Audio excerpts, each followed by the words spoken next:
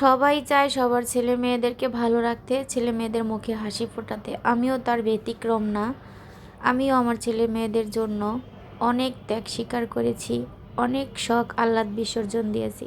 আসসালামু আলাইকুম এভরিওয়ান, কাছে দূরে যে যেখান থেকে ভিডিওটি দেখছেন বা দেখবেন, আশা করি সবাই ভালো আছেন, সুস্থ আছেন। পরিবার নিয়ে আলহামদুলিল্লাহ আমিও বেশ ভালো আছি।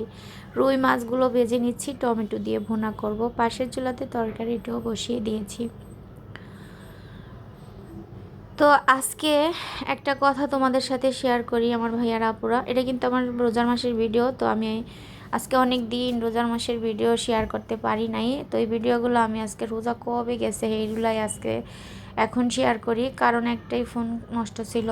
তো তোমরা কেউ কিছু মনে করো না। আর আমার ভিডিওগুলো কেমন লাগে তোমাদের কাছে অবশ্যই কমেন্টে জানাবে।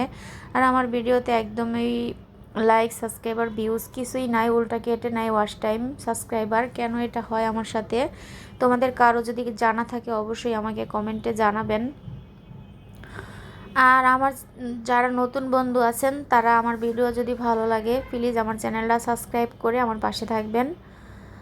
আর আমার পুরানো বন্ধু যারা আমার পাশে আছেন তাদেরকে অসংখ্য ধন্যবাদ আমার পাশে থাকার জন্য। তারা যদি আমার পাশে না থাকতো তাহলে আমার আজকে এই পর্যন্ত আসতাম না। তো আলহামদুলিল্লাহ যতটুকু আসছি, দেখি ধৈর্যের ফল মিঠা হয়। ধৈর্য ধরে টিকে আছি, আল্লাহ দেখি কতটুকু আমাকে নেয়। তো তোমাদের সাথে কথা বলতে বলতে কিন্তু এখানে রান্নার শেষে চাপটি, তারপরে এই যে এখন পেঁয়াজও ভেজে নিচ্ছি, আলুর চক। তো কিছু ফলও নিয়ে আসছে তোমাদের ভাইয়া রান্নার ফাঁকে ফাঁকে, এখন আবার ফলগুলো গুছিয়ে রাখবো। তো পোলার চাল টাল নিয়ে আসছে, দুধ নিয়ে আসছে।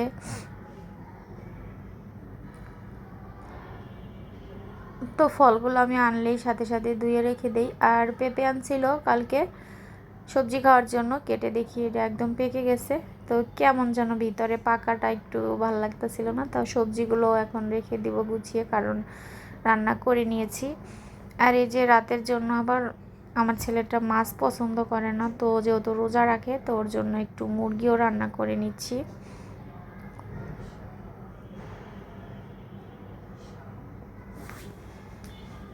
শুধু পেঁয়াজ দিয়ে ভুনা করব।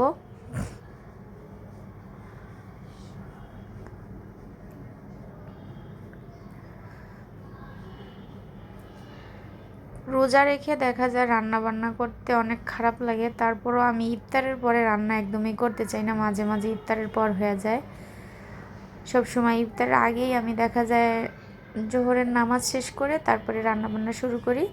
রান্না বান্না শেষ করতে করতে আসর হয়ে যায়, তারপরে আসরের নামাজ পড়ে ইফতার রেডি করে তারপরে ইফতার করতে বসে পড়ি। তো ইফতারের পরে আর আমার কোনো কাজ থাকে না, কিছু থালা বাসন থাকে ওগুলো ধুয়ে পরিষ্কার করে তারপরে দেখা যায় আমি করি, ইফতার করতে বসে পড়ি। তো ঠান্ডা মাথায় ইফতার করে তারপরে আর কি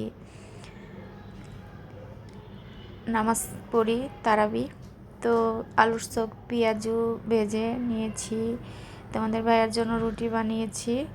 এখন সব রান্না বান্না শেষ, পানি ফুটাইতে দিয়ে দিলাম। আর এই তো এখানে ইফতারগুলো আমি কেটে নিয়েছি, তারপরেই তো এখন ইফতারটা করে নিব। তো ভিডিওটা এই পর্যন্তই ছিল। সবাই ভালো থাকবেন, সুস্থ থাকবেন, আমার জন্য দোয়া করবেন, আপনাদের জন্য দোয়া রইল। আল্লাহ হাফেজ।